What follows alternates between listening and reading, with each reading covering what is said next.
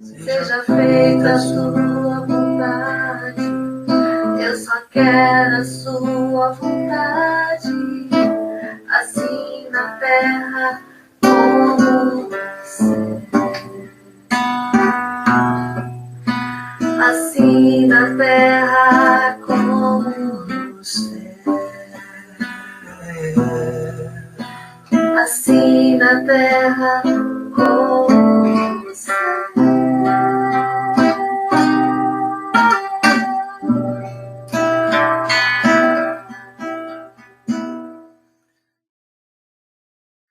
Tende bom ânimo. No versículo 33 de João, capítulo 16, Jesus diz assim: estas coisas vos tenho dito para que tenhais paz em mim. No mundo passais por aflições, mas tende bom ânimo. Eu gosto dessa colocação, com Jesus batendo no peito assim, ó, dizendo, eu garanto, né? Eu serei o garantidor de vocês. Eu sou o garantidor de vocês. Eu venci o mundo.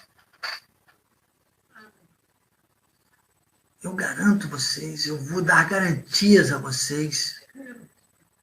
Eu começar já com uma historinha, né, da minha vida, para você ter uma ideia.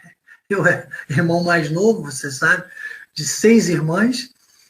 Uma vez eu estava numa situação complexa, complicada, saindo da escola, e um garoto bem maior querendo me pegar lá na saída da escola. Chega, de repente, o irmão do namorado de uma das minhas irmãs, olha só, que gostava muito de mim, né? Graças a Deus. E quando ele veio correndo com a bicicleta, ele viu, ele parou a bicicleta, jogou a bicicleta longe, partiu, entrou entre nós e disse, o quê? Você vai bater nele? Para bater nele tem que bater em mim primeiro, e nunca mais você levanta a mão para ele, não sei o quê. E o rapaz era 1 ano ou 2 anos mais velho que eu, e me protegeu, ele me garantiu. Você está entendendo o que eu quero trazer para você nesse momento? O que Jesus estava querendo dizer aqui?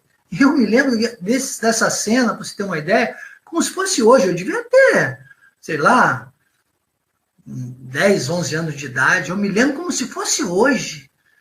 Ai, que alívio, sabe? Que alívio. Eu ia apanhar feio, o garoto era maior que eu, forte, eu era pequenininho.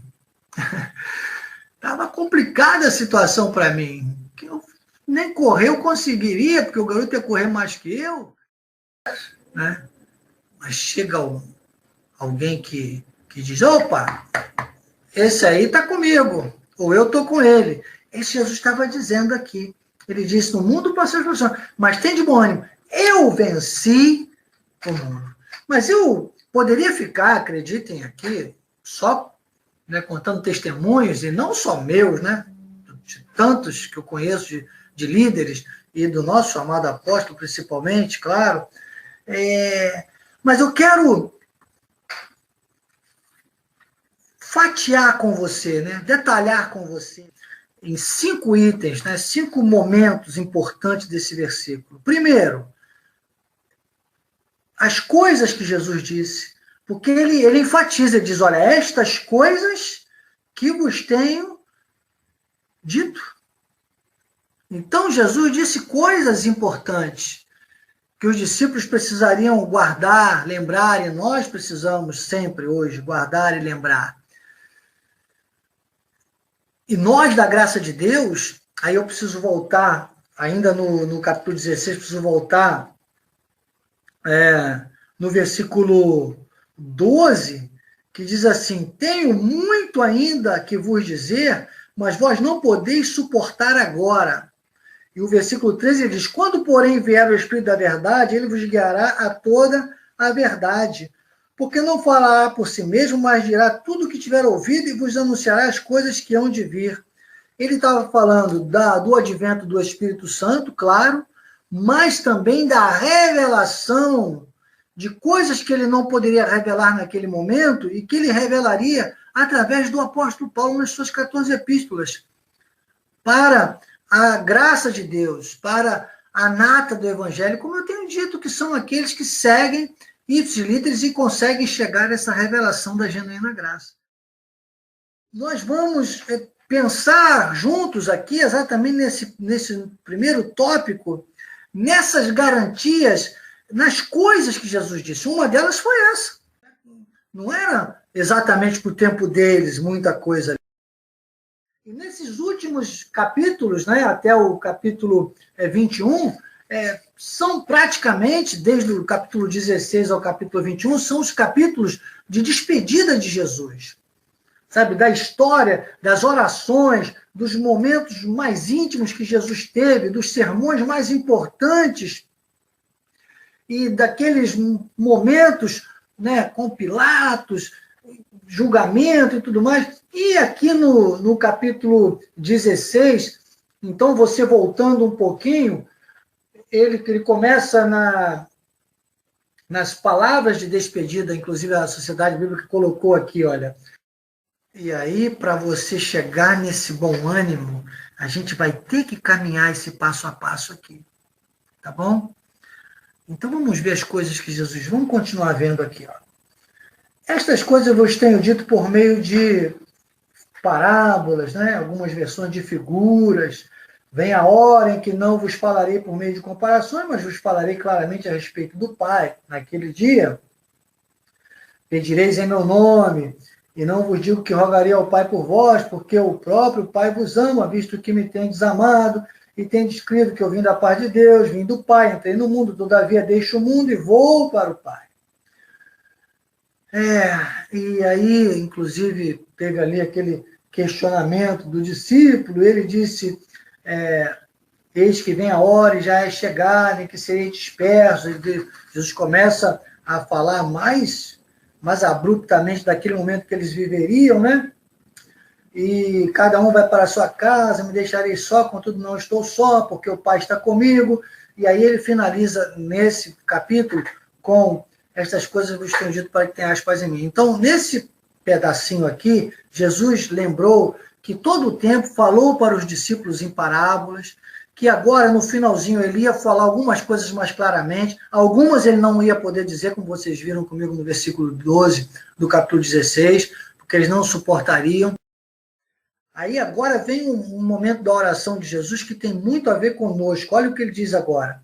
Agora, glorifica-me, ó Pai, contigo, mesmo com a glória que eu tive junto de ti, antes que houvesse mundo, manifestei o teu nome aos homens que me destes do mundo, que é o mundo. Esse mundo aqui, você sabe, se você ainda não leu, todo líder tem que ler várias vezes o livro do nosso apóstolo Miguel, chamado Os Quatro Mundos, né? Então ele está falando do mundo, que é o mundo cosmos, do mundo que jaz no maligno, que impera, né, as leis humanas, as tendências humanas, e ele disse que tira, né, essas pessoas do mundo. Por quê? Porque essas pessoas o seguiram. E agora ele diz, eram teus, tu me confiaste, que é o mundo ecumênio. Ele está falando agora do mundo ecumênio. Tu me confiaste, eles têm guardado a tua palavra. Não rogo pelo mundo, mas por aqueles que me deste, porque são teus. Ora, todas as minhas coisas são tuas, e as tuas coisas são minhas, e neles eu sou glorificado. Eu não estou no mundo, mas eles continuam no mundo. E aqui Jesus se refere ao mundo cosmos, né? O mundo nessa existência de carne, nessa existência física. Jesus está dizendo, eu não estou no mundo, eu estou aqui falando da parte espiritual. Eu estou agora, sabe, já ligado a Via Crucis. E agora é com eles. Isso Jesus disse. Então, o que Jesus disse?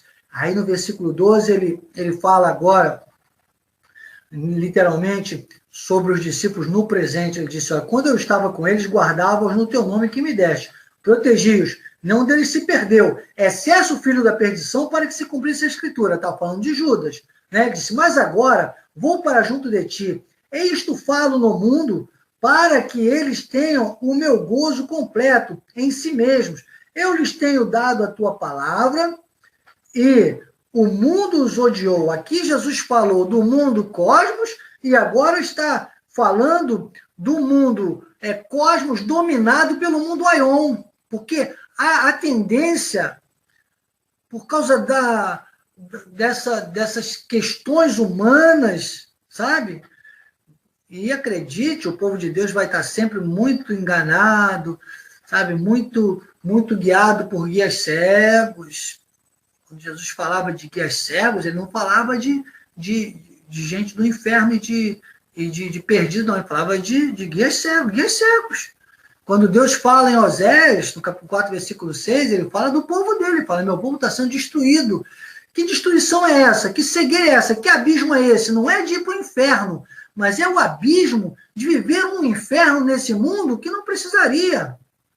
É como eu tenho dito sempre, não é?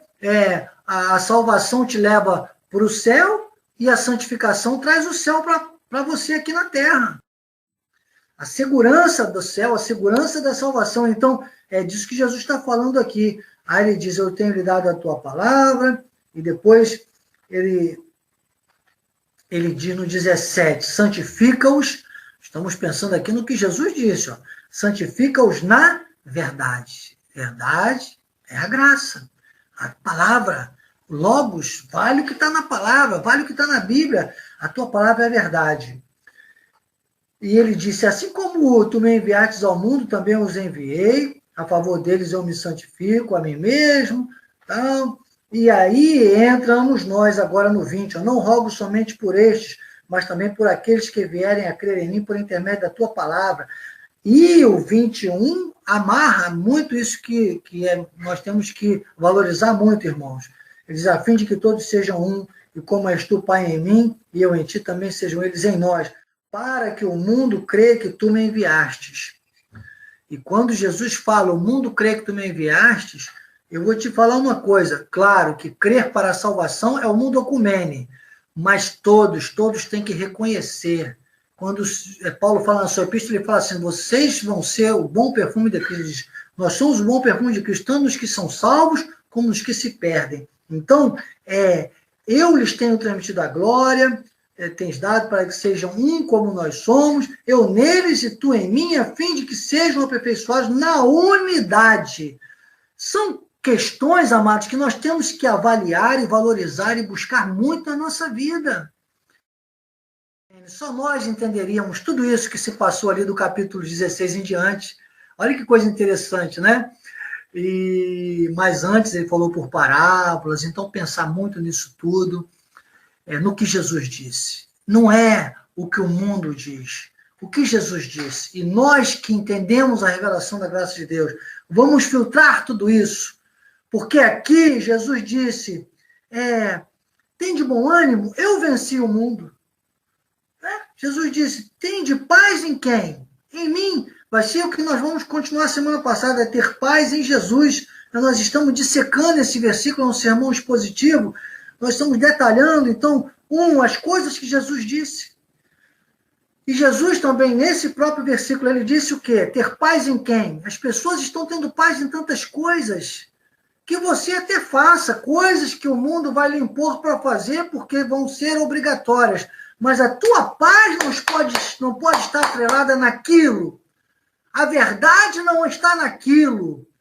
A verdade está na palavra. A segurança está na palavra, ter paz em Jesus. E depois as nossas aflições nesse mundo. Isso vai estar ligando aqui o 2 ao 3. Possivelmente nós vamos começar a falar um pouquinho disso na semana passada, na próxima reciclagem, e já vamos emendar com o 4. Não sei como Deus vai nos levar aqui, né, nesse sermão expositivo, mas ele vai precisar de alguns encontros nossos para a gente caminhar bastante calmo, né, para a gente ter o bom ânimo. E o 5, quando ele diz, né, eu venci o mundo. Eu venci o mundo. Jesus viveu 33 anos neste mundo. E ele, quando chegou na conclusão dos 33 anos, ele pôde dizer, eu venci o mundo. E aí são as epístolas de Paulo que explicam isso. Nós vamos tratar disso tudo aqui, como ter paz em Jesus e as nossas aflições nesse mundo, hein? Ter bom ânimo.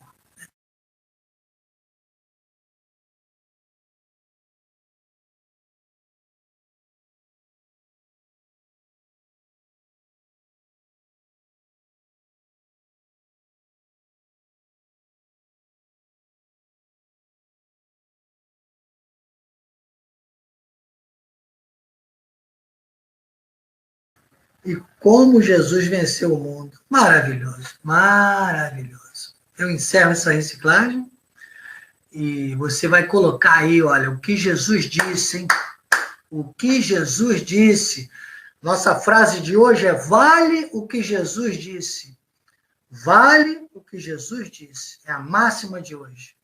Tá bem? Vida plena,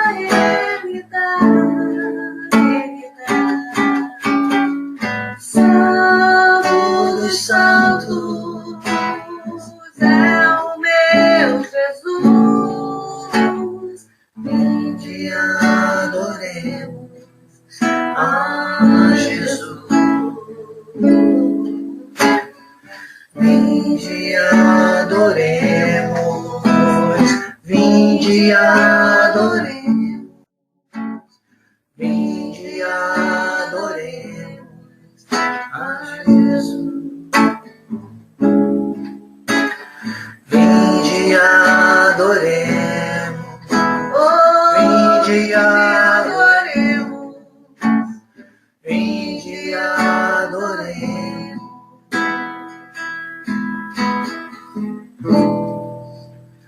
a Jesus.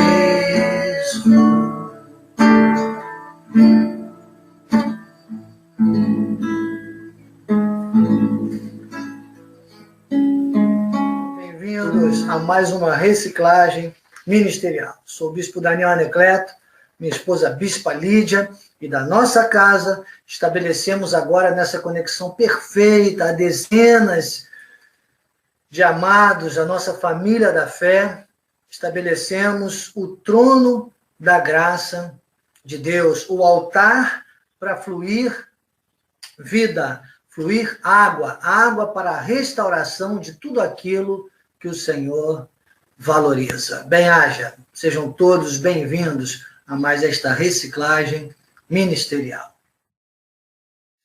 Quero, então, agora lembrar a você que estamos estudando João 16, o versículo 33. Hoje é paz em mim.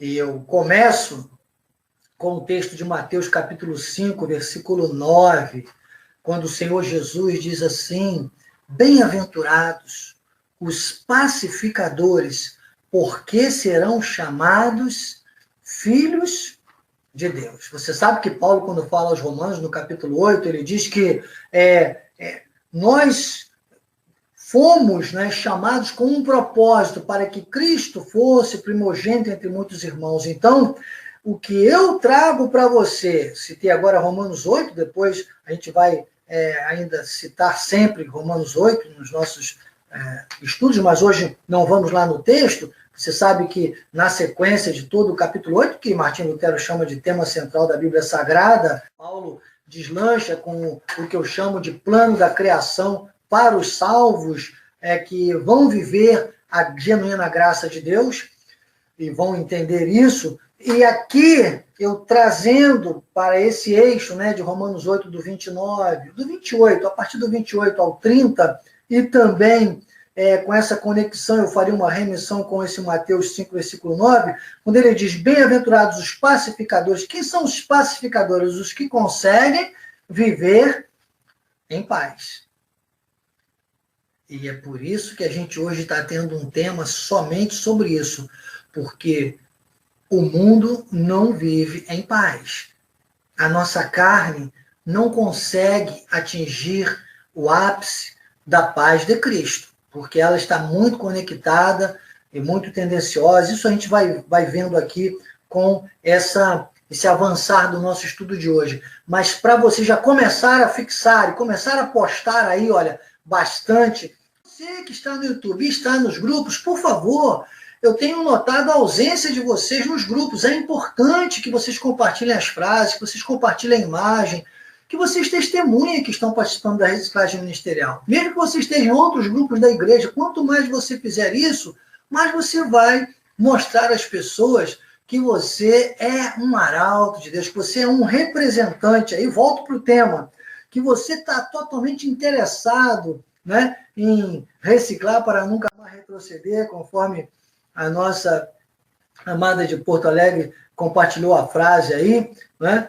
E exatamente nesse ponto que eu tinha parado aqui, quando Jesus fala isso, através de Mateus, essa colocação, bem-aventurados os pacificadores, porque serão chamados filhos de Deus, ele está dizendo que os pacificadores, aqueles que atingirem essa essência da paz em Jesus, da paz nele, que ele fala em João 16:33, vai funcionar nesta terra como um representante de Jesus.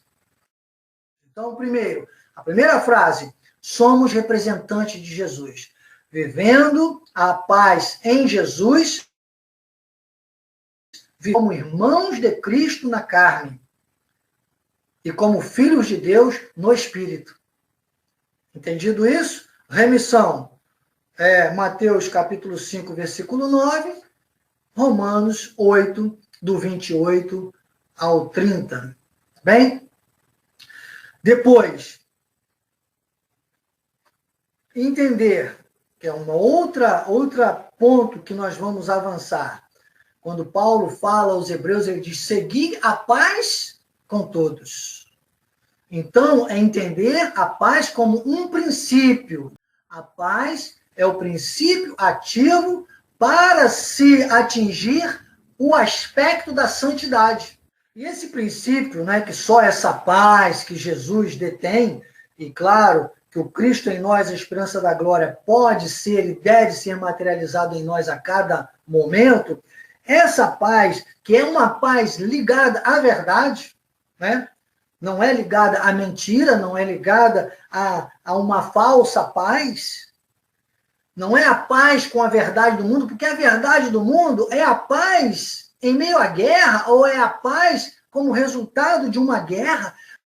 E nós não podemos nos moldar pelo mundo. O mundo tem mentira. Jesus é a verdade. Só em Jesus tem esse princípio da paz. Mas assim, ó, hoje eu passei o dia todo assim, desde cedo Deus me mostrou um exercício de respiração. Então, vez por outra, no seu dia a dia, na sua rotina, ainda mais naqueles momentos mais agitados, habitue-se a dar uma parada e respirar. E eu aprendi hoje, é bom para você contar a respiração, olha como dá certo. Não fale nada, só pense. Eu vou falar da primeira vez, depois eu vou fazer só pensando para você ver como é que é. Ó. Você inspira dizendo paz e expira dizendo em Jesus. Eu vou fazer agora. Você faça na sua casa e faça o teste. Não fale mais, ó.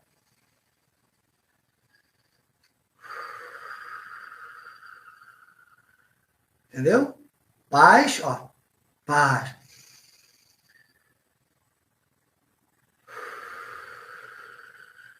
Em Jesus. Pensando. Você vai ver como você vai depois tomar atitudes e decisões assertivas. Meu amado, isso aqui não é mantra, isso aqui não é meditação barata, isso aqui é palavra. Hoje eu me deparei com uma situação muito estranha. Eu observei uma guerra entre pássaros. Sempre ouvi dizer que na natureza havia uma concordância, uma harmonia. E o que eu vi hoje não foi harmonia, não, amor. Eu vi uma guerra na natureza. Então, se você for pensar comigo, a existência nesta terra, todos os seres vivos, há uma guerra. E a guerra que eu presenciei ali, que é entre os animais, que tem briga por território. Se você acessar aí o Animal Planet, por exemplo, de vez em quando eu acesso, às vezes até tiro, não aguento ver tiro de lá, porque tem muitas brigas principalmente leões, tigres, onças, leopardos, rinocerontes, esses animais muito grandes, eles têm uma briga por território, cada macho tem um território E geralmente eles lutam até que um desista ou morra. Às vezes ele não desiste e morre, lutam até a morte. E eu tiro dali. Então, a própria cadeia alimentar, ela provoca esta guerra. E agora com o cristão, com o povo de Deus, tem que ser diferente. Apesar da existência demandar uma guerra, uma luta, nós temos uma luta que é previsível, que é admissível, que Paulo diz é a luta, né, pela perseverança, é a luta por perseverar no eixo da vontade de Deus. Essa luta nós temos que fazer contra a carne, mas lutar um contra o outro, aquela concorrência do poder para ter, tomar o poder para ter, nós temos que estar, na verdade, em Jesus, a paz em Jesus, não o estilo de paz do mundo, da paz da competição, da paz da concorrência, mas a paz real, a paz ligada à verdade e não à mentira do mundo. O mundo só vai ter guerra para nos oferecer, o mundo só vai nos oferecer uma maquiagem de paz, mas não a paz real. João 14, 27, Jesus disse, deixo-vos a paz, a minha paz vos dou, não vou lá dou como o mundo a dá. Não se turbe o vosso coração, nem se atemorize. Um coração turbado, hein? O que é turbo? Né? Essa palavra do original é embaçar, é confundir, é ficar confuso, conturbado, é ficar desorientado, é ficar infeliz. O que está na paz de Cristo, ele fica triste. São primeiro que eu sei de cor. Bem-aventurado aquele que não anda no conselho dos ímpios, não se detém no caminho dos pecadores, já fechei a Bíblia, nem se assenta na roda dos escarnecedores. Antes, o seu prazer está na lei do Senhor. E na sua lei medita de dia e de noite. Ele é como a árvore plantada junto ao ribeiro de águas que no devido tempo dá o seu fruto, cuja folhagem não murcha. E tudo quanto ele fizer será bem sucedido. Bem sucedido. Ele não vai ter o coração turbado.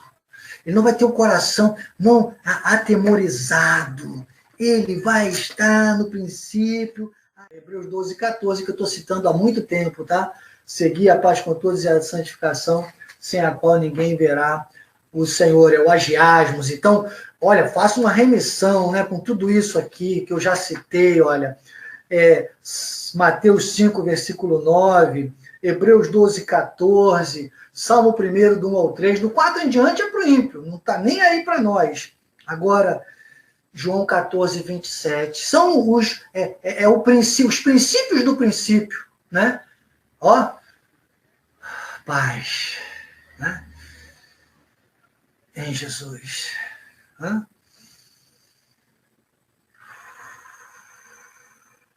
Paz em Jesus, ó.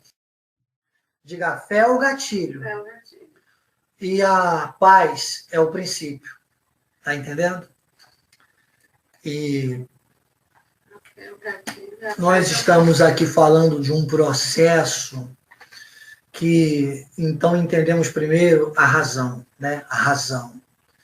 E outro ponto desse processo é que nós precisamos estabelecer uma vigilância acirrada contra as tendências da nossa carne. Quem avisa isso é o apóstolo Pedro, lá em 1 Pedro, nesse primeiro texto aqui, capítulo 5, versículos 8 e 9, ele diz, sede sóbrios e vigilantes. Ele dá um alerta, ele diz, o diabo, vosso adversário, anda de redor como o leão que ruge, como o leão, imitando o leão. Às vezes tem gente que pensa até que é Jesus, que é coisa de Deus, e é só uma imitação barata. Ele diz, ele procura alguém para devorar, resistir e firme olha o gatilho, na fé. Resistir e firme no gatilho, na remissão de 1 Pedro 5, 8 e 9, com Tiago 4, versículo 7. Sujeitai-vos, portanto, a Deus, mas resistir ao diabo. Quer dizer que você tem que resistir, tem que haver uma resistência que só é capaz de provocar e de promover e te dar força tal para essa resistência, ó. Paz em Jesus, paz em Jesus, paz em Jesus. Ele diz, resistir o diabo, e sabe o que acontece? Ele fugirá de vós. Então, irmãos, racionais, temos que ser sóbrios e vigilantes. Então, sobriedade, resistência e sujeição. Está vendo as frases para você colocar aí? Coloque também lá nos grupos, principalmente nos grupos da igreja, outros grupos que você vê que não participam da reciclagem. Coloque, seja um disseminador da graça aí, das águas cristalinas. Mostre que a reciclagem ministerial repercute também tudo aquilo que a graça de Deus tem trazido ao nosso ministério, a denominação Cristo Vive, ao nosso culto denominacional. Que bom que todos que eu vejo aqui, que estão passando os nomes aqui para mim, são pessoas que estão ligadas em todos, estão ligadíssimos em todos. Olha, sobriedade, resistência e sujeição. Vamos ver aqui agora Efésios 4, do 17 ao 27 ao 31, como é que isso funciona. Isto, portanto, digo, e no Senhor testifico, que não mais andeis como também andam os gentios. Sabe que gentios aqui nesse contexto não está se referindo a nós gentios que não somos israelitas, mas os gentios que não se submetiam ao Deus de Israel, né? Explicativo, hein? Obscurecidos de entendimento, alheios à vida de Deus por causa da ignorância em que vivem, pela dureza do seu coração, os quais, tendo se tornado insensíveis, se entregaram à dissolução para, com avidez, cometerem toda a sorte de impureza. Mas não foi assim que aprendestes a Cristo, se é que, de fato, o tendes ouvido e nele fortes instruídos, segundo é a verdade em Jesus. Opa, lembra? Verdade, paz real. No sentido de que, quanto ao trato passado, vos despojeis do velho homem. Esse velho homem é a nossa carne, que não se converte. A carne que é corruptível. A carne que a palavra chama de trapo de imundície. A carne que a palavra diz que é fraca. Então ele diz, quanto a despojeis que se corrompe segundo as concupiscências do engano, e vos renoveis no espírito do vosso entendimento, e vos revistais do novo homem. Lembra o homem racional de Romanos 12, do 1 ao 3. Criado segundo Deus em justiça, retidão procedente da verdade. O homem daquelas remissões iniciais que eu te falei, que culminaram em Hebreus 12, 14.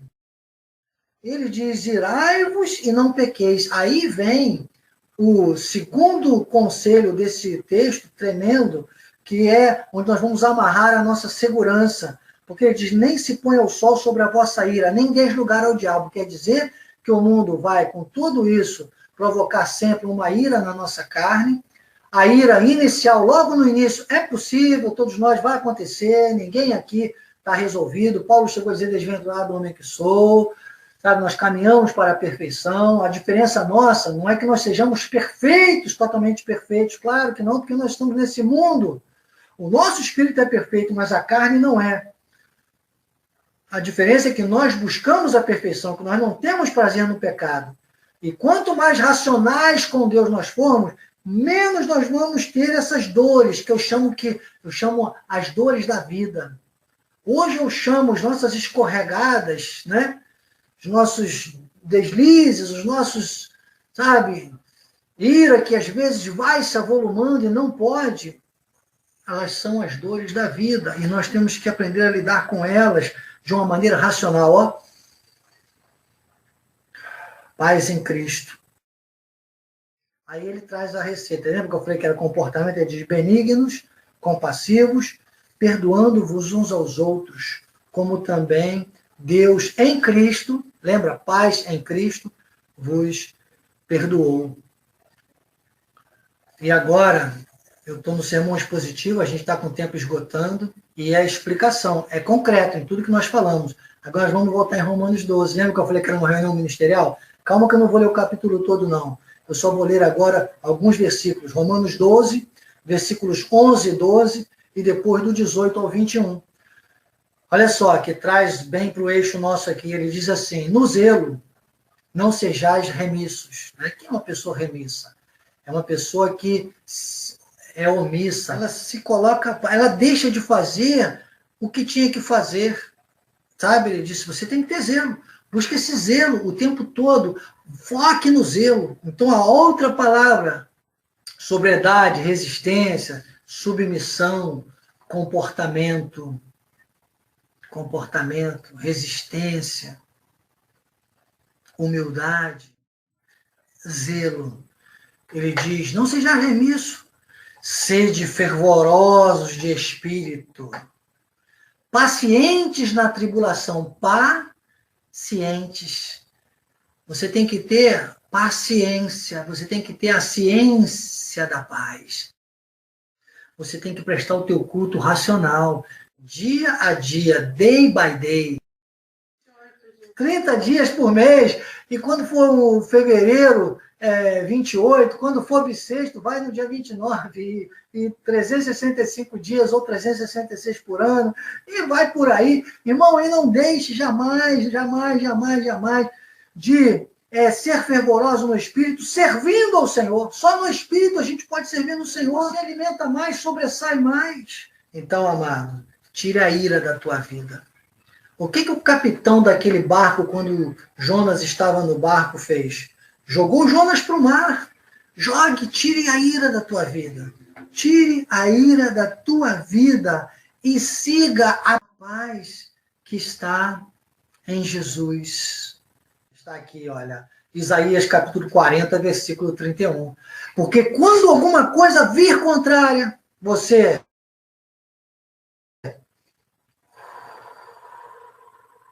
Se não der uma vez, vai embora. Não vou fazer agora para não dar tempo. Na quarta ou na quinta você vai bocejar. Aí você tome uma atitude, aí você tome uma decisão.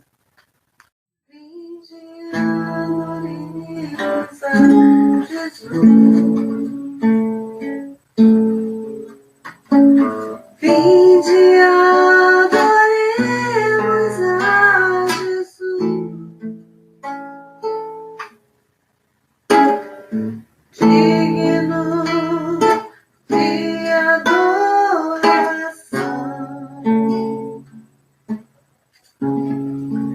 Vinde, adoremos a Jesus. Não na vontade permissiva de Deus. Cuidado com isso. Vamos hoje nos aprofundar nisso tudo, exatamente nesse tema, aflições. E eu começo dizendo outra frase para você. A aflição é pontual. A aflição é pontual. Em Romanos 5, do 14 ao 17, não vou ler, vou citar alguns textos, porque, sabe, não dá tempo de eu ler Bíblia aqui com você. Você lê depois. Algumas coisas que eu separei nós vamos ler. Mas alguns eu vou citar aqui nessa fundamentação. Em Romanos 5, do 14 ao 17, Paulo fala, né, do que Cristo consumou na cruz do Calvário, do que nós temos condições de viver hoje. E ele diz que hoje, com a graça de Deus, nós vamos o que? Reinar em vida. Ele fala que a graça é superabundante agora. E para nós atingirmos isso, nós então vamos entender a aflição. A aflição é pontual. A aflição é uma consequência de nós estarmos vivendo neste mundo. É uma imposição do mundo. As dores da vida. O estar vivo e querer estar vivo. Essa é a grande luta, porque morrer é mais fácil que viver, diz o poeta. Teve um que disse, olha, eu vou ficar com a boca escancarada esperando a morte chegar. Eu prefiro o Geraldo Vandré, né, que diz, quem sabe faz a hora, não espera acontecer. Vem, vamos embora. Esperar não é saber. Quem sabe faz a hora, não espera acontecer. Eu tenho uma frase que eu gosto de fazer meio que em paródia dessa, né? Digamos assim, que eu digo, sonhar não custa nada. Tem muita gente que fala isso, né? Sonhe porque sonhar não custa nada. Sabe que eu canto aqui, de vez em quando aqui em casa, minhas filhas já ficam até assim para mim, eu digo, sonhar não custa nada, mas dormir custa demais. Enquanto quem dorme sonha, quem tá acordado faz. Olha, se eu fosse uma escola de samba, eu dava até um samba enredo, não dava? Dava, mas não vou nunca.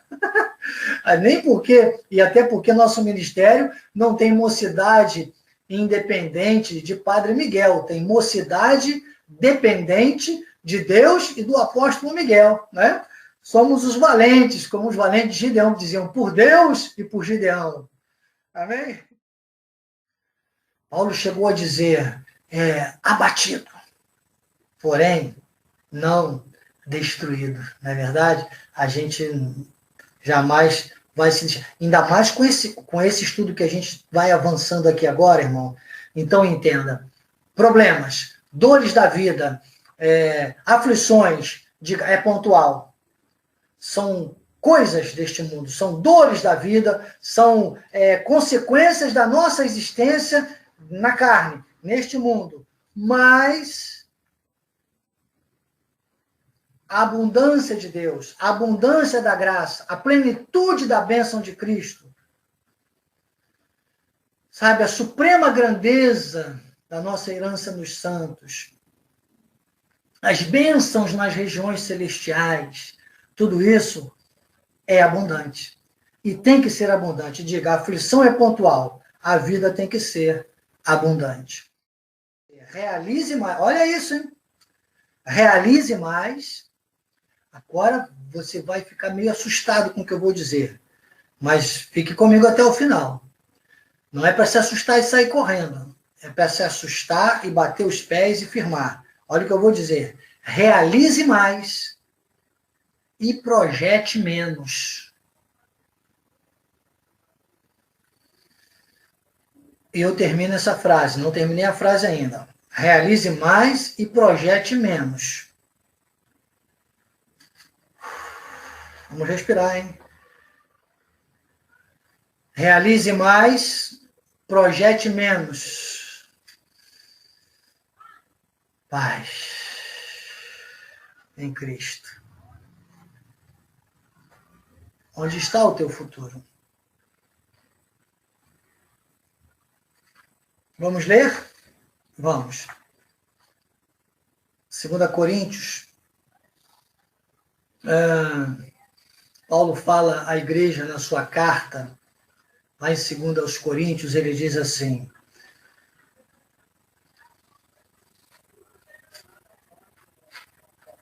olha, numa guerra quase que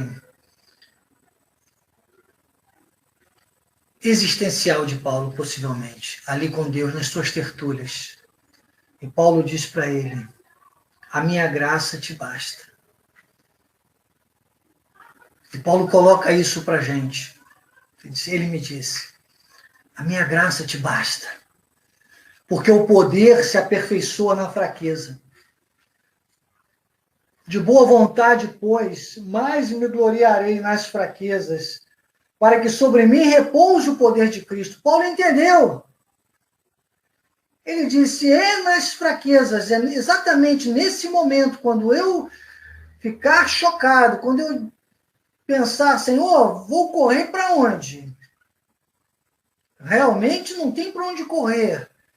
Eu vou fazer, Senhor, onde está o eixo da tua vontade? O que eu posso fazer de melhor hoje, com o melhor que tu me deste, para hoje? Para hoje, Senhor. Para hoje. Qual é o eixo? Qual é o centro da tua vontade? É isso que Paulo está dizendo aqui. De boa vontade. Aí ele disse, para que sobre mim repouse o poder de Cristo. Aí eu ligo com Efésios 3:20 isso aqui, porque Efésios 3:20 diz, ora, aquele que é poderoso para fazer infinitamente mais do que tudo quanto pensamos ou pedimos, conforme o seu poder que opera no sol. Não, porque os índios pensam isso, sei lá, os hinduístas, né? Se puder falar assim, sei lá. Olha, irmãos, os asiáticos, né, são super emblemáticos, super místicos, e acreditam em tantas coisas, né? Onde opera esse poder? Não, no tsunami, é na pandemia. Não, irmão. O poder de Deus,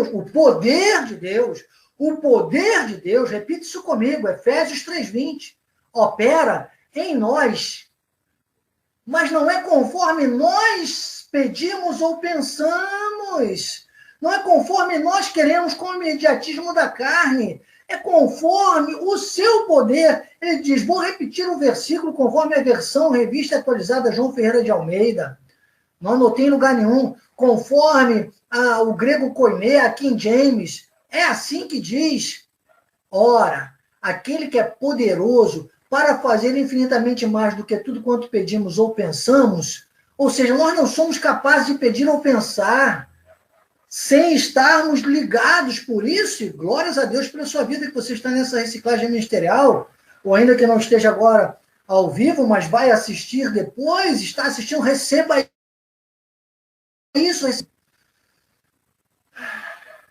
porque é na forma dele, é na forma do poder dele, o poder dele atua. Então, quando você for projetar, é claro que você quer um dia melhor para amanhã, mas você tem que fazer o que você projetou já hoje, executar hoje o que você pode fazer hoje. Então, faça mais e projete menos. Porque não adianta você ficar só projetando para amanhã e não fazer nada hoje. O que você fez hoje para o teu amanhã ser melhor? Ah, bispo, não, hoje eu fiquei só, sabe? Eu fiquei só no Salmo 127, porque no versículo 2 diz que aos seus amados ele o dá enquanto dormem. Aí eu fiquei dormindo. Enquanto quem dorme sonha, dormindo disso aí. Não é ficar dormindo sem fazer nada não, irmão. É dormir para o mundo, é se desligar das dores do mundo, é rir das dores do mundo, é superar as aflições deste mundo, é não receber e importar os problemas do mundo para o nosso interior, é se alimentar, importar, introjetar a palavra e a revelação da graça de Deus e a vontade ativa de Deus, que tem o elo do que está lá em Romanos 12, que a gente sempre diz aqui, é boa, agradável e perfeita. Então, projete menos e realize mais. Claro que tudo a gente projeta, mas projete e faça. Faça projetos em prazos mais curtos. Um projeto, ele tem que ter uma característica fundamental, chamada, sabe o quê? Executável. Os projetistas, ainda mais de TI, sabem muito bem do que eu estou dizendo. Você fica louco, quem não entende, eu já vi muitas vezes, eu tenho um sobrinho que trabalha com isso, e quando está montando, né, um desses projetos aí para aplicativos e tudo mais, é uma cadeia de coisas de controle gerencial, então, que vai colocando ali, né, o nosso Bispo Tuchinski, Bispo Haroldo, pessoal aí que trabalha mais nessa área de informática, né, Bispo Zé Carlos, entende mais do que eu estou falando, mas tem umas linhas que meu sobrinho falava assim, não, tio, mas aqui há muitos anos, né, 40 anos, meu sobrinho Cláudio, um beijo, né, meu sobrinho, uma benção, estava fazendo o meu primeiro projeto de controle gerencial para minha corretora, e eu ficava ali olhando, ele virava à noite, né, e às vezes ele parava, apagava um quadro inteiro, ele dizia, não, eu esqueci de colocar a linha executável. Então, irmão, qual é o executável do teu projeto? Não se esqueça, senão você vai ficar sonhando, projetando, e circulando nas dores, dentro das aflições, andando em círculos.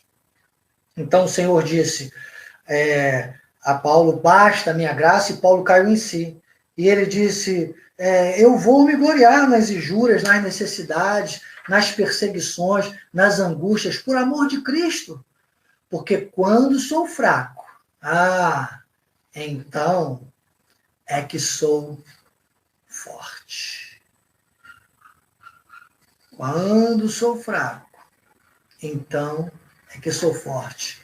Isto aqui é um cair em si. Isto aqui é o tempo todo a gente parar de ficar tão acelerado e achando que a gente vai resolver as coisas do nosso jeito contra este mundo, e nós vamos ficar aflitos igual é toda a existência humana, conforme eu mostrei para vocês na nossa reciclagem passada.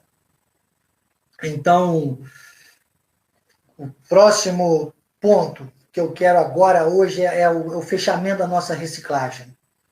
Entender esta questão que Paulo precisou entender com Jesus, que algumas questões seriam mesmo de superação e que é a graça que vai nos levar a esse conceito, e aí nós precisamos ter atitudes de fé e submissão a Deus. E aí eu vou te dar um exemplo que você tá, desculpa a expressão aqui que eu vou usar, né? Nem tão catedrática assim, mas você está careca de saber, talvez, esse conteúdo que eu vou falar aqui agora, que o ato de Pedro foi um ato de coragem, ele diferenciou-se dos outros, e hoje nós vamos ver que o ato do apóstolo Pedro, ali, quando pediu a Jesus para andar sobre as águas, não foi um ato de fé nem de coragem, foi um ato de incredulidade e covardia. Foi um ato de fraqueza da carne muito grande. Sabe? Que nós... Ali havia uma demonstração, nem sei se vai dar tempo de eu ler o texto todo, porque já estou explicando a vocês, esse texto que está... ele é muito grande, né? Esse texto está em Mateus, capítulo... Claro, está nos sinóticos, mas o que eu separei está em Mateus, narrado por Mateus, capítulo 14, do versículo 22 ao 33. Então, acho que eu nem vou ler, vou só explicar. Você sabe que Jesus tinha acabado de dar um sermão maravilhoso, feito uma multiplicação. Jesus multiplicou 5 pães, 2 peixes. Jesus alimentou uma multidão de 5.000 homens. Você sabe que não se contavam mulheres, crianças ou pessoas que tivessem qualquer defeito físico, que naquela época eram consideradas aleijadas, né? Era chamado assim, os coxos. Eles não eram contados, então havia ali possivelmente de 12 a 15 mil pessoas. Jesus tinha acabado de realizar um grande milagre, e Jesus disse agora para os discípulos, vai em frente, estou aqui explicando o texto, não vou ler, vai em frente que depois eu vou. Da última vez que Jesus falou para eles, entra no barco, o barco quase afundou, lembra? Eles gritaram, Jesus, esqueceram que Jesus estava no barco e tal, e agora dessa segunda vez, imagina, os discípulos já estavam meio escaldados, né? Alta hora da madrugada, o que acontece? Aparece lá um vulto sobre as águas, e todos eles começaram a gritar com medo, e dizer, é um fantasma, o que é isso? Ficaram, imagine, alto mar, alguém andando sobre as águas, e ali era uma demonstração do seguinte, que eles estavam diante do verbo, eles estavam diante do Logos, eles estavam diante da água viva. Olha só como isso tem uma lógica espiritual, para você não pensar que são raciocínios falazes, visto que você não está lendo isso. Conheço o texto de ponta a ponta. E o contexto também. E Jesus andando sobre as águas para mostrar aos discípulos que ele tinha poder e autoridade sobre as águas, que ele era água viva. Sabe, ele era o grande, eu sou o poderoso. Ele foi caminhando sobre as águas. E sabe o que aconteceu? Diz que quando ele foi chegando mais perto, eles ficaram atemorizados. E quando ele disse que era ele, né? Quando ele se identificou, você imagine, né? Jesus se identificou, Jesus já vivia com eles há algum tempo. Que fosse madrugada. Outro ponto, amor, que é muito importante a gente selar aqui. Jesus falou com eles. Por que eles não reconheceram a voz de Jesus? Vocês estão vendo o que o medo faz com as pessoas? Ah, mas aí, bispo, agora é que eu te pego, porque Pedro foi corajoso, porque Pedro então olhou e falou, se és tu mesmo, manda-me ter contigo na água. Pedro duvidou de Jesus. Pedro era para ter identificado. Pedro estava em todas. Pedro tinha obrigação de reconhecer e não de dizer, se és tu, manda-me ter contigo sobre as águas. Ele disse, venha. Venha. Olha a vontade permissiva aí. Lembra que eu falei para você, que eu ia dizer para você da vontade ativa e da vontade permissiva? Às vezes, amado, cuidado, não insista tanto com coisas com Deus. Tem gente que toma atitudes, toma decisões e diz, não, Deus disse, Deus falou, para com isso! Meu Deus! Pare de dizer que é Deus que está falando! Pare de dizer, eu tenho dito às vezes para minha esposa, às vezes situações nossas, eu digo, amor, se Deus falou, vai acontecer. Às vezes é uma coisa que a gente quer fazer amanhã. Como eu digo aqui, quando eu falo da minha agenda, nossa agenda, eu falo, meu Deus, é lá para o dia 15 de julho ainda, né? Julho, né? Muriaé, depois lá em Curitiba, não, Muriaé 24 e 25, e Curitiba só agosto. Eu falo, meu Deus, eu não sei. Eis-me aqui. Mas eis-me aqui. Eis-me aqui. Se tiver o sim, o amém de Deus. Você está entendendo? Se tiver o sim, o amém de Deus. Se for a voz de Deus, e eu acredito que seja, né? Claro, sempre vou acreditar que é a voz de Deus. Eu não vou ficar... Agora, as pessoas ficam, às vezes, inventando coisas. Irmãos, Deus não é Deus de confusão. Se Deus falou, tem que acontecer. Quantas coisas, fala a verdade. Eu falo por mim. Quantas coisas, né, amor? Já deram errado nas nossas vidas. Até no nosso ministério, você pode ver, de vez em quando você... E na sua igreja, nas igrejas locais e outras igrejas, que tem pessoas de outras igrejas também que acessam nossa reciclagem, quantas vezes você vê, projeta-se uma coisa e tá, aquilo não acontece, irmão. Se não aconteceu, porque Deus não tinha falado, desculpe. Então vamos parar de dizer o que Deus disse, o que ele não disse. E a nossa maior segurança vai estar nesse temor e nessa reverência, em buscar o conteúdo da palavra, o contexto da palavra, e identificar a voz de Deus. Os discípulos não identificaram a voz de Jesus. E Pedro, sem identificar a voz de Jesus, pediu uma prova. Disse, se és tu, eu quero andar. Ele disse, vem. Pare de ficar pedindo prova a Deus. Não fique pedindo prova a Deus, não. Diga a Deus o seguinte, Senhor, eu vou me provar, Deus, para este mundo.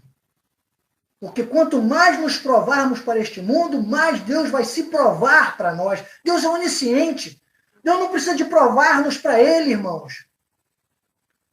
Nós somos provados por este mundo. Ai, bispo, quanta coisa. Glória a Deus que você está na reciclagem ministerial. Glórias a Deus. Eis-me aqui, irmãos. Com humildade, acredite. Estou aqui fazendo o melhor com o melhor que eu tenho de Deus para hoje. Para poder amanhã fazer melhor ainda. Então, você sabe que o conteúdo aqui que nós estamos falando diz que Pedro foi andar e deu alguns passos. E diz lá na história que Mateus conta, essa história verídica, né? Que quando Pedro, em um dado momento, sentiu na pele o vento era o que agitava as águas. O vento era o que... É pelo vento que começa tudo no mar. Lembra que eu falei para você na semana passada que nós não poderíamos ser otimistas nem pessimistas, teríamos que ser realistas na palavra, porque o pessimista bate o vento, ele recolhe as velas e fica ali morrendo e acaba o barco afundando. O otimista não faz nada porque fica dormindo e dizendo, os seus amados ele dá enquanto dorme, Deus vai mudar essa situação, Deus, prova-me, Senhor, Deus está me provando, e aí o barco afunda porque ele é otimista. Agora, o realista na palavra ele diz, Senhor, eis-me aqui. Se é hoje, eis-me aqui, Pai. Mas se não é, revela para mim logo, Senhor, eu vou avançar, eu vou crescer, eu vou avançar, Senhor. Ai, uma vida a mais. E quando nós começamos louvando, se você não pegou do início a reciclagem, volte lá, pegue o louvor de hoje do início. Eu queria ter mais uma voz, mais que um amor, uma vida a mais para te oferecer. Tu és muito mais do que eu possa ter em meu ser, ou seja, Senhor, o meu sentimento humano, o meu lado humano, não pode alcançar nada disso. Mas no eixo da graça, você não vai ser mais um Pedrinho que vai ficar pedindo provas a Deus toda hora. Ou achando que é Deus que está te provando e ficar se conformando com as dores do mundo. Não se conforme com as dores do mundo, que são pontuais. Conforme-se com a graça abundante, que é realidade em nossas vidas. E aí, meu irmão, diz que quando ele sentiu as dores do mundo, ele esqueceu. Ele já tinha andado. Aí é que eu quero dizer para você, tá vendo, RR? Por que o ato de Pedro andar sobre as águas foi muito mais um ato de incredulidade e de covardia do que de fé e coragem? Porque ele já estava andando sobre as águas, ele já estava mais perto de Jesus, ou seja, não é possível que ali ele já não sabia que era Jesus, só que ele sentiu o vento na pele. Tem muita gente que chega até muito perto, mas se distrai. Lembra que eu falei na semana passada? Quando eu citava Romanos 12, nunca mais você esquece. Senão você inverte. Diz, a vontade de Deus é boa, perfeita e agradável. Não, não é boa, perfeita e agradável. É boa, agradável e perfeita. É cuidado que o bom te atrai, o agradável te distrai, só o perfeito te constrói. O bom, agradável e perfeito te constrói. Fora disso, te destrói. Outra frase para você colocar aí. Diga, só o que é bom, agradável e perfeito constrói. Fora disso, o mundo te destrói. Destrói. Vem para roubar, matar e destruir.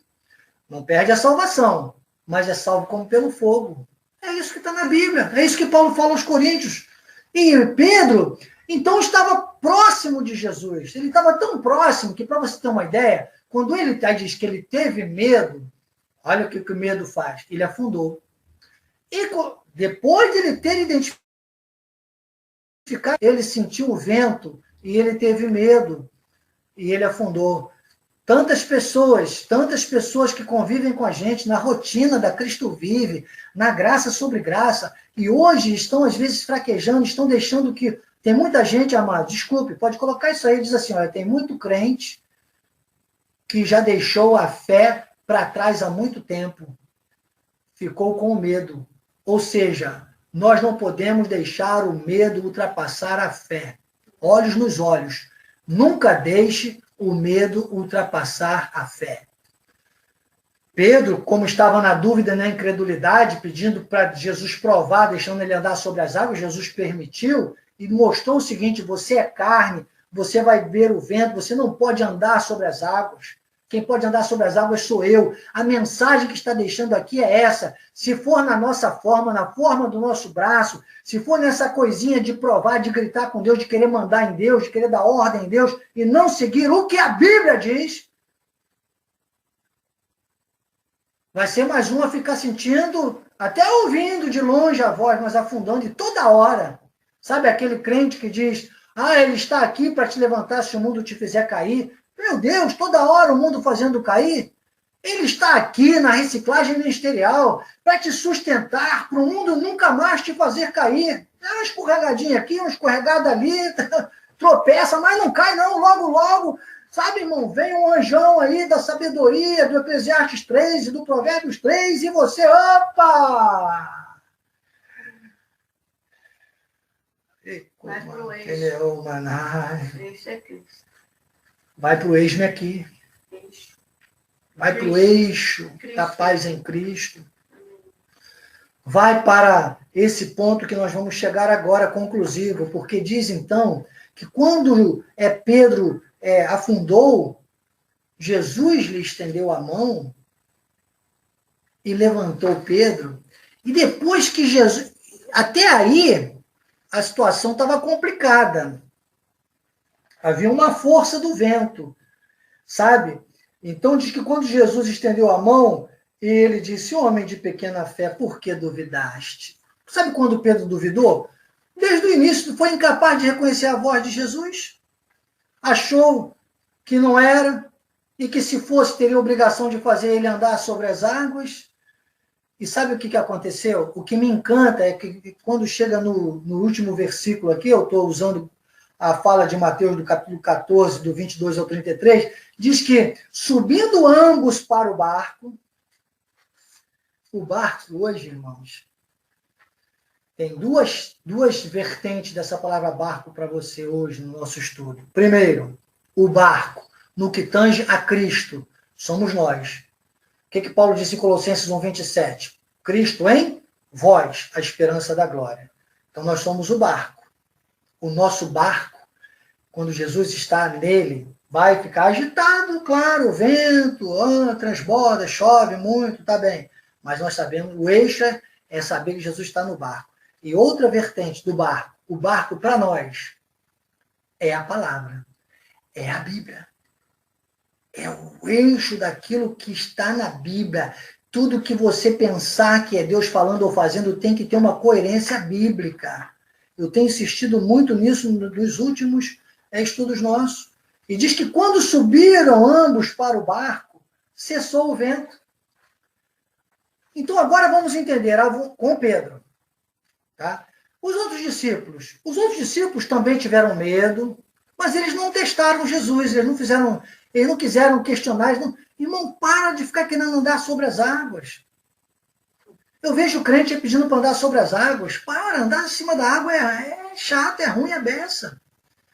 Para de ficar pedindo para abrir o mar. Você acha que o povo passou ali no meio do mar vermelho aberto, chamuscando água?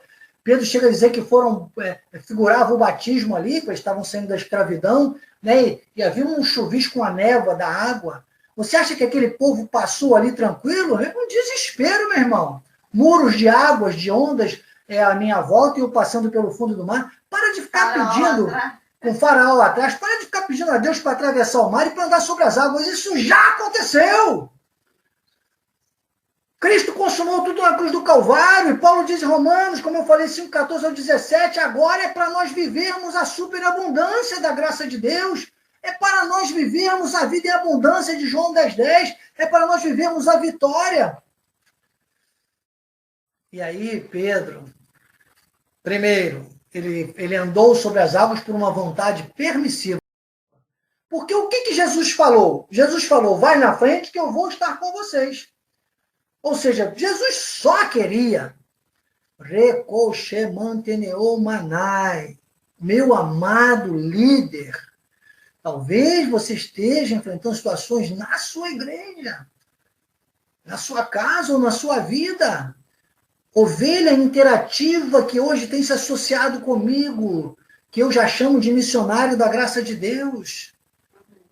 Talvez alguma coisa ainda você precisava corrigir e você vem batendo na tecla, fazendo 1000 projetos, insistindo e pedindo coisas a Deus que não é ainda um tempo saudável para a sua vida.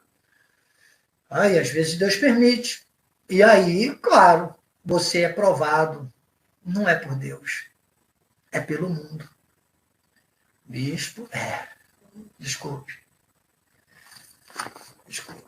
Desculpe ser tão franco com você. Mas quando você identifica logo a voz de Deus, você nem sai do barco. A fala hoje do mundo tem sido o quê? Fique em casa, não é verdade? A minha para você é, fique no barco. Se Jesus falou ele que queria entrar no barco. Desde lá, eu vou estar com vocês. Jesus queria entrar no barco. Quando ele entrou no barco com Pedro, sabe o que aconteceu? Cessou o vento. Diz aqui. Subindo ambos para o barco, cessou o vento. E os que estavam no barco... Porque tem gente, pregador, que geralmente fala mal de quem ficou no barco. Quem estava no barco esperou, irmão. É só esperar acontecer. Foi isso que a gente louvou semana passada? É só continuar. Você está entendendo? Espera, irmão. 6 da manhã. Eles esperaram dentro do barco. Eles não se molharam. Né? Não se molharam. Pedro ficou molhado, meu irmão. Jesus não molhou. Jesus estava andando sobre as águas. Te garanto que Jesus não molhou nem os pés. Ele estava andando sobre as águas como se fosse terra firme. Água para Jesus e terra é a mesma coisa. Ele é água. Água afunda na água. Água molha na água. Bota outra aí. Coloca outra frase aí. Água molha na água. Para visto, você fala umas coisas previsíveis, umas coisas bobas. Essas são coisas para fazer a gente pensar, meu irmão. Não diga o que o mundo diz para você. Diga, Jesus, fica no meu barco. E quando olhar para a palavra, diga, eis aqui o meu barco. Eu fico no barco. Amém. Você fica no barco que é a palavra, Jesus fica no barco que é a tua vida, e com Cristo no barco tudo vai muito bem. Um corinho antigo. Tudo vai muito bem, com Cristo no barco tudo vai muito bem, e passa o temporal. Então encerro com esta frase: não diga a Deus o tamanho do problema, que não é teu, é do mundo. Diga ao problema, que não é teu, é do mundo. É a dor existencial do mundo. Freud disse: não há maior dor que a dor do existir. Então não diga a Deus o tamanho do teu problema. Diga ao problema que ele não é teu e aponte o dedão para ele, de preferência com a mão direita, a mão da autoridade, e diga o tamanho do teu Deus. Diga: Jesus, eis-me aqui, entre no seu barco, porque eu olho para a tua palavra e ela é o meu barco. Se a palavra de Jesus for o teu barco, você será o barco de Jesus e tudo irá muito bem. Eu encerro com um texto que vem à minha mente muito importante para fundamentar mais ainda tudo isso. João, capítulo 15, versículo 7. Coloca aí na Bíblia online sua aqui, amor, para mim, só para confirmar. João, capítulo 15, versículo 7. Veja se é isso que eu vou dizer agora. Se permanecerdes em mim, ou seja, se vocês forem meu barco, e as minhas palavras permanecerem em vós, ou seja, se as minhas palavras, se a Bíblia Sagrada, se o que está na Bíblia for o teu barco, ele diz: pedireis o que quiserdes. É João 15, 7? Sim. E vos será feito. Não é assim na revista de atualidade João Ferreira de Almeida? Se permanecerdes em mim e as minhas palavras permanecerem em vós,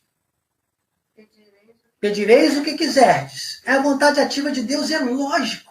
O dia que eu descobri a deixa desse versículo numa tertúlia minha com Deus, eu falei: Jesus, estás brincando? É claro que se eu permaneço em ti e as tuas palavras permanecem em mim, quando eu abrir a minha boca, vai ser conforme o poder que opera em mim. Vai acontecer infinitamente mais. Vai se materializar o teu poder. O poder. E eu não vou ficar nas aflições. Eu vou fazer o que Jesus mandou. Ele disse: passai por aflições.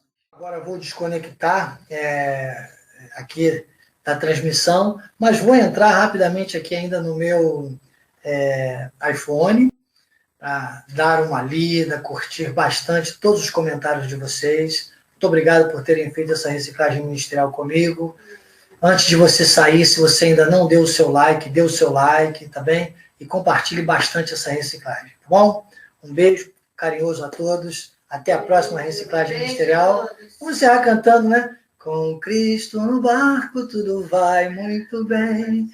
Vai muito bem, vai muito bem. Com Cristo no barco tudo vai muito bem. E passa o temporal.